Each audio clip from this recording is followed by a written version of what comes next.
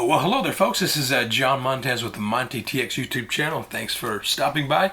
Hope you're having a great and a fantastic day in your part of the world. Well, folks, I have a couple of guests here with me at the magic table. I have Miss Alyssa. Alyssa, good to see you, and Skylar. They work over at the Texas Roadhouse, but they agreed to stop by and put up with my shenanigans here around the magic table tonight. But well, ladies, if you're ready to get started, what I want to show you all today is well, you know how in political elections and races, you can have candidates that hire consultants to help them, run models, gather data, run simulations, and to give them reports like, hey, if you do this, this, and this, you can increase your chances to win.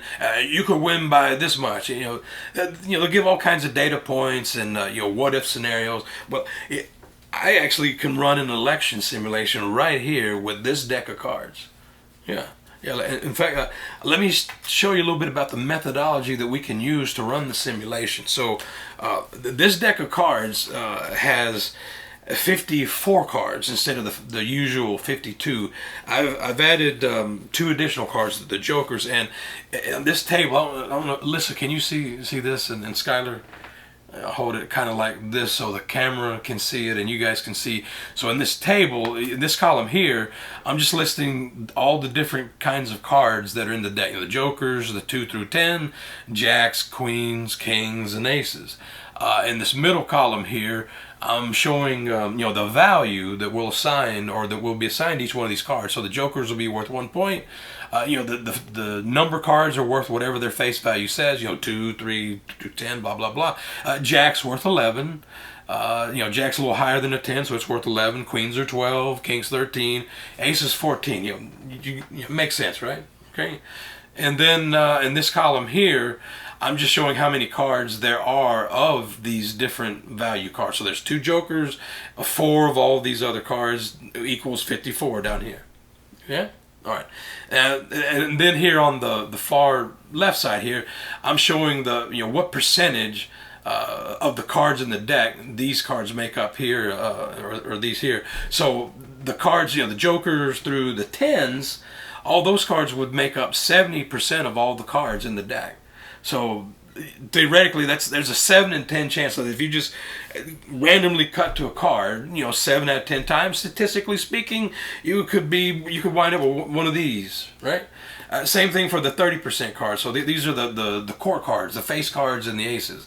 The royal cards, if you want to call them, plus the aces. So about a 30% chance if you just randomly pick a card or cut for a high card, you could cut to one of these. So that's what that means, and that's what we're going to use in the simulation. So what we're going to do here in just a moment, in fact, let me pull these cards out here.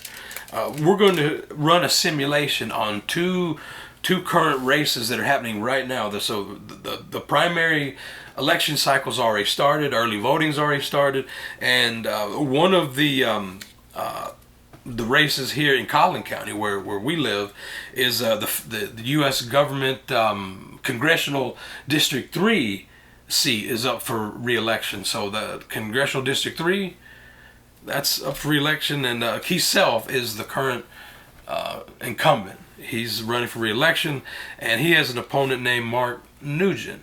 And so these cards will represent, one for Keith, one for Mark, and we're going to run a simulation for this U.S. House District 3 seat here in just a moment. And then the second race that we'll simulate and run a simulation for is at the state government level, at the Texas state government level. There's a House District, the Texas House of Representatives, District 61, and that's currently held by Keresa Richardson, and she lives close by here. She's just not too far down the street here. So, and her opponent is Mr. Frederick Frazier.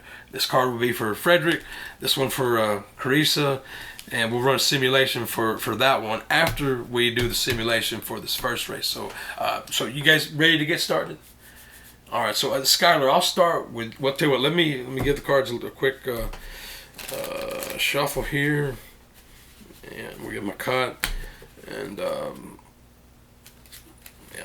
kind of randomize the cards a little bit. And Skylar, I'm just going to start dealing cards, Okay, and whenever you feel like telling me to stop, you just tell me where to stop, and wherever you tell me to stop, we're going to mark that point with a candidate card.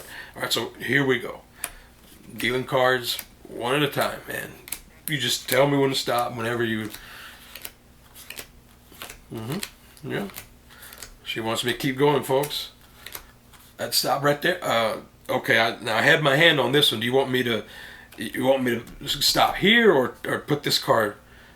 Okay, she wants me to put that card down, so we'll put that card down. Okay, and we're going to mark this spot here where you said to stop with Keith Self's card, that representing Mr. Keith Self, and we'll put the stack of cards there. And now we'll just do the same thing for Martin Nugent.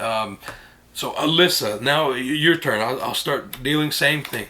You just tell me to stop whenever you like. Yeah. Well, she's stop right there. Oh, okay. All right. She gave me the signal to stop right there, folks. So, all right, we're gonna mark the deck for Mark Nugent right there. So, 2 candidate cards. Yeah. The place where their cards wound up is where you folks told me to stop. So we'll just see where they wound up. Let's just take a look and see how our election simulation runs. Now the point is here, the higher the value of the card, the more of a favorable outcome in this election for that particular candidate. So if a candidate draws a really high card, hey, that looks good for them. So all right, so here's Keith's. I'll tell you what, I'm gonna put Keith's cards here. All right, there's Mark's card, where the point where you had told me to stop for Mr. Martin Nugent, and we'll put his name tag there and put his card there. Let me turn Keith's card right side up so the folks on the camera can see this. Okay, all right. Now, I'll tell you what, we'll come back to these cards in just a moment. Let's just see how they did. So for Keith Self, here's his card. All right, ace. That's on this list. The ace is the highest card, worth 14. So far, that's gonna be tough to beat. Let's see what Mark got. Mark got the Joker card. Okay, Joker's only worth 1. So according to this election simulation, Mr. Keith Self clearly has a more favorable outlook in the election than based on our simulation here. This is all our simulation. Who knows? It may not come true, but I'm going to go with it. So all right, so that's the simulation for Keith Self. And I tell you what we'll do is we'll let me give these cards a little bit of a shuffle here. All right, and we'll just stack them up here. We'll give the cards a cut. Yeah, I'll even shuffle them too. Cutting cards is great, but riffle shuffling's even better. So we'll give them a riffle shuffle there. All right, and then now we'll run the simulation one more time. We'll do it again. This time we'll do it for the House District 61 race. I tell you what, this time, Alyssa, let's start with you. We'll go with you first, and we'll. I'll start dealing, and just like we did before, you tell me when to stop, whenever you feel like telling me to stop. All right, okay, stop right there. All right, she gave me the signal, folks. All right, we'll mark Keresa, put her card there. All right, and then Skylar, we'll come to you, and we'll do the same thing for Mr. Frazier here. So here we go, dealing the cards.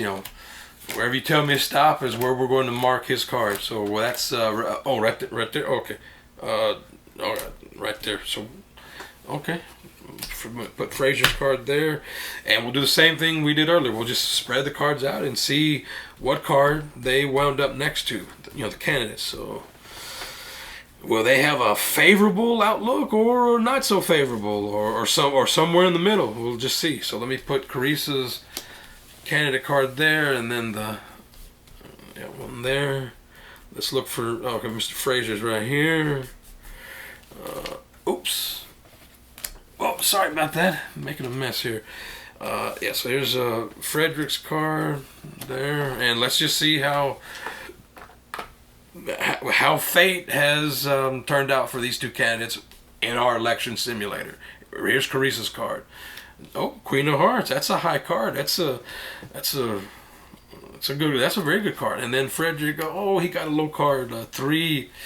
Yeah. So based on this election simulation, a clear contrast here. A very high card, very low card here, and same thing over here. Very high card, very low card. So there wasn't like two cards that are low or one or both in the middle. Yeah, you got kind of a pretty distinct contrast. So I'm going to go with my election simulator. I'm going to predict that Mr. Kesel's going to win his congressional seat. He's going to win re-election, and the same thing for Miss Keresa Richardson. So yeah, so you guys got a little bit of a civics lesson, about elections, and we tied it all in with playing cards here. So did you guys like my little simulator?